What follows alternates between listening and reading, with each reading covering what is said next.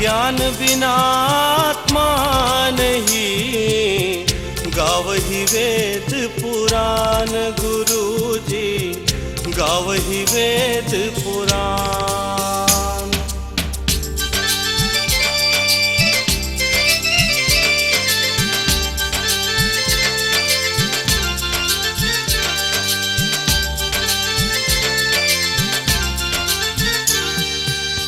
कबीरा सोई दिन भला, जा दिन साधु मिलाय। अंक भरे भरी भेटिए, पाप शरीरा जाय। कबीरा पाप शरीरा जाय।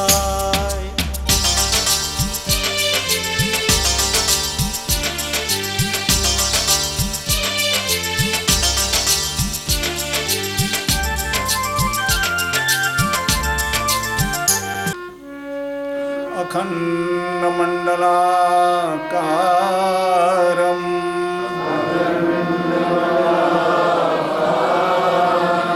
व्याप्तं येन चराचरं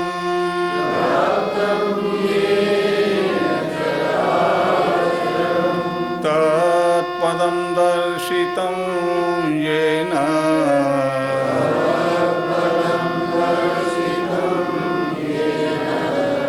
तस्मै श्री गुरवे नमः।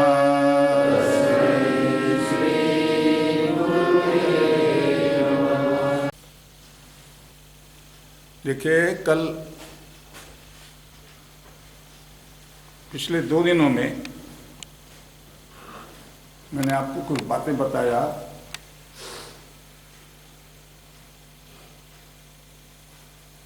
कि मनुष्य जीवन उत्कृष्ट जीवन है। जितने भी प्राणी हैं सबसे ज़्यादा मूल्यवान समझदार मनुष्य ही है, और हर मनुष्य के लिए उसका अपना जीवन सबसे ज़्यादा मूल्यवान है। हर व्यक्ति अपने प्राण की रक्षा के लिए कुछ भी करता है और करना चाहिए।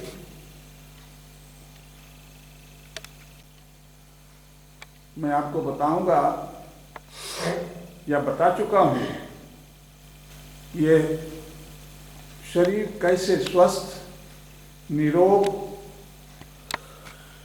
रखा जाता है, और बिना दवा के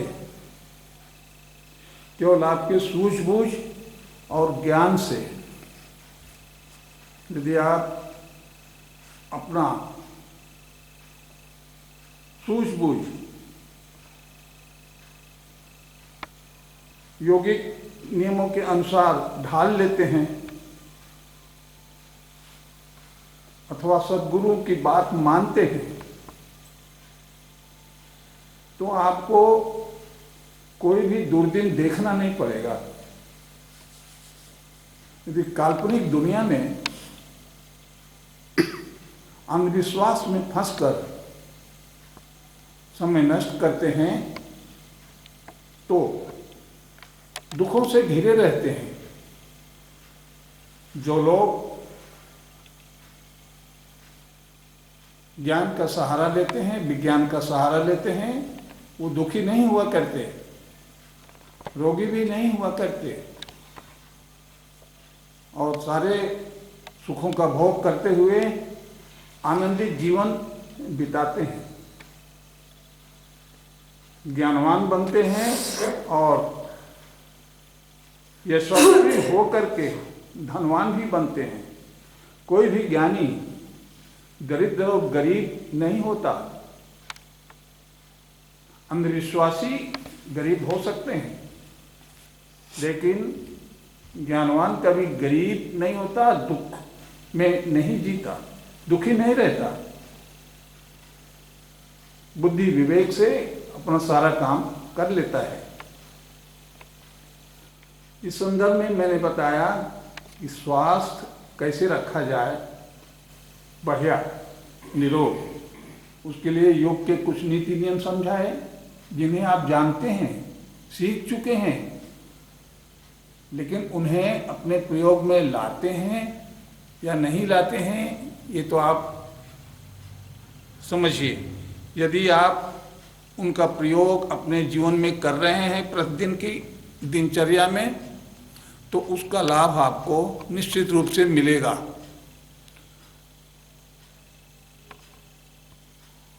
ये मैं बता चुका कि शरीर कैसे स्वस्थ रहता है। आहार विहार, अपने आचरण को देखिए, आचार विहार का पालन कीजिए, योगिक तरीकों को अपनाइए।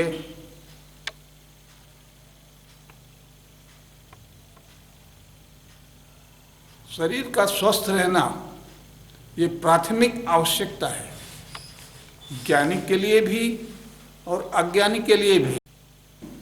चाहे आप कुछ जानते हो अथवा नहीं जानते हो, लेकिन शरीर का स्वस्थ होना यह आवश्यक है। अगर शरीर आपकी सही है, निरोग है, तो आप दुनिया की हर चीज प्राप्त कर सकते हैं।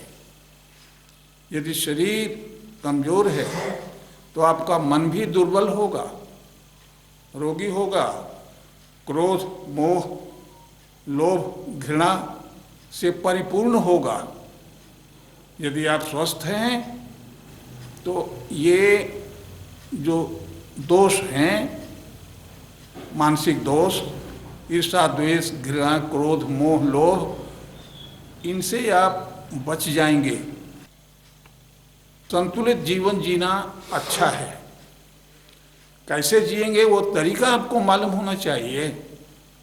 मैंने वो तरीका सब बता दिया है कि कैसे पेट सफाई करनी चाहिए, कैसे भोजन करना चाहिए, कैसे सोना चाहिए, कैसे उठना चाहिए।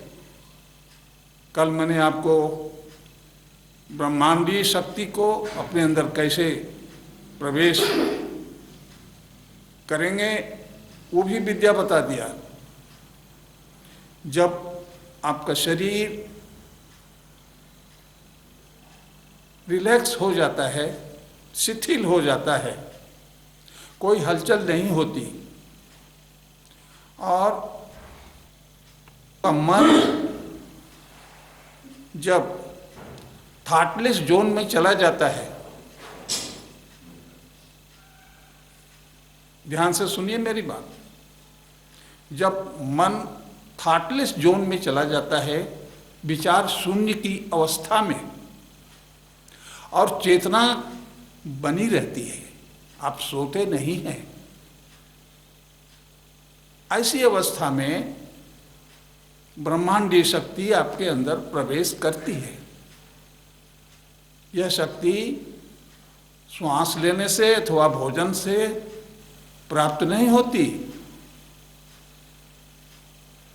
और जिसके अंदर यह शक्ति प्रवेश करती है उसका स्वास्थ्य अच्छा रहेगा, विचार अच्छे रहेंगे और अच्छा जीवन जिएगा। इसलिए आपको हमेशा सजेस्ट करते हैं कि इन विद्याओं को सीखकर इनका लाभ उठाइए, इसमें पैसा नहीं लगता। यदि आप इस विद्या को नहीं जानते, इस रास्ते पर नहीं चलते, तो ये निश्चित रूप से मान लीजिए कि आपको मेडिकल का सहारा लेना पड़ेगा। वो भी ठीक से जी पाएंगे कि नहीं, क्योंकि मेडिकल हेल्प बैसाखी की तरह है। जैसे किसी का एक पांव अगर टूट जाए तो दूसरा लकड़ी का लेके चलता है, लेकिन ओरिजिनल उसका दोनों पांव जब रहता है वो कुछ और आनंद रहता है और शक्ति रहती है। ठीक उसी प्रकार से यदि आप रोगी हैं तो मेडिकल साइंस आपको मदद करती है, सहायता पहुंचाती है, लेकिन आप रोगी ही ना हो वो ज़्यादा अच्छा है। तो यहाँ की शिक्षा दीक्षा शरीर के विषय में बताया कि आप कैसे निरोग रहेंगे, कैसे स्वस्थ रहेंगे। इन बातों को बार बार कहता हूँ, उसको अमल में लाना ये आपका काम है, आपके अंदर प्रेरणा पैदा करना ये मेरा काम है। घोड़े को पानी के किनारे ले जाके खड़ा कर सकते हैं, डंडे मारकर पानी नहीं पिला सकते, पानी के समक्ष खड़ा कर सकते हैं, उसकी इच्छा होगी पिएगा। ठीक उसी प्रकार से आपके सामने हम हर अच्छी चीज़ों को प्रस्तुत करते हैं, आपके अंदर प्रेरणा पैदा हो, आप इसे प्राप्त करें और सुखी रहें, ये उद्देश्य है। इसी उद्देश्य को लेकर के ये आश्रम यहाँ तैयारी हुआ। आज इसकी कीमत 2 करोड़ से कम नहीं है। ये आपकी सेवा में प्रस्तुत किया गया कि आप मुजफ्फरनगर के नगरवासी इसका लाभ अधिक से अधिक लें। बहुत लोगों को मालूम है, बहुत लोगों को मालूम भी नहीं है कि यहाँ इस प्रकार का आश्रम चलता है। योग पूरे भारत में बहुत जगह सिखाया जाता है। योग की विद्या सिखाने वाले पर निर्भर करता है कि वो कितना जानता है और कैसे सिखाता है, आपको कितना लाभ होता है अथवा नहीं होता। यदि सिखाने वाला ही कमज़ोर हो अथवा ठीक से न सिखा पाए, न समझे हो, अनट्रेंड हो, तो शिष्य लोगों को लाभ भी उसी अनुपात में होगा। चलिए, ये तो बात मैंने कल की कही, परसों की कही, 2 दिन की, कि शरीर को स्वस्थ रखना हमारी परम आवश्यकता है।